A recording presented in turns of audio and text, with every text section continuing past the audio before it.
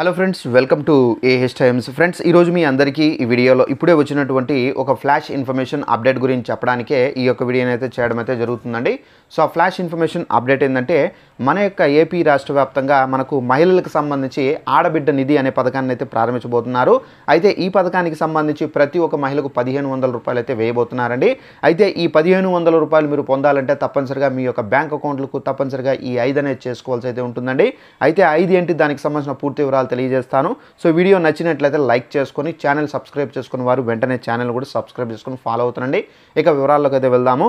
అయితే మన యొక్క ఏపీ రాష్ట్ర వ్యాప్తంగా మహిళలకు సంబంధించి సీఎం చంద్రబాబు నాయుడు గారు మనకు ఆడబిడ్డ నిధి అనే పథకాన్ని అయితే ప్రారంభించబోతున్నారు.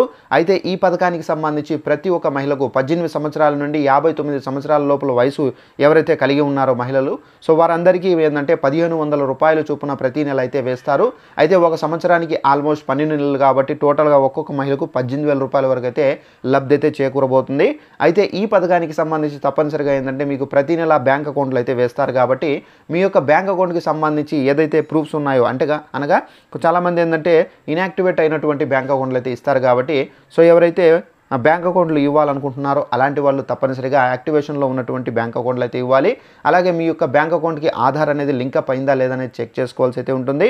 అలాగే మీ యొక్క బ్యాంక్ అకౌంట్కి మొబైల్ నెంబర్తో లింకప్ చేశారా లేదనేది చెక్ చేసుకోవాల్సి అయితే ఉంటుంది. అలాగే నెక్స్ట్ వన్ వచ్చేసి మీ యొక్క బ్యాంక్ అకౌంట్కి ఎన్పిసి అయితే చేసుకోవాలండి.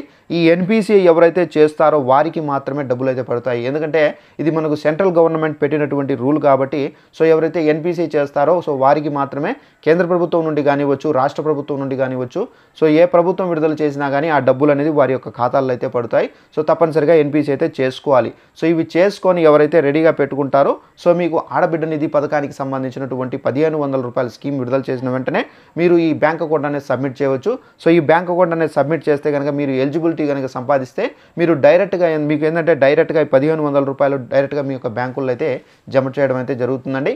సో ఇదండి మనకు ఉన్నటువంటి ఆడబిడ్డ నిధి 1500 రూపాయలకు సంబంధించి అప్డేట్.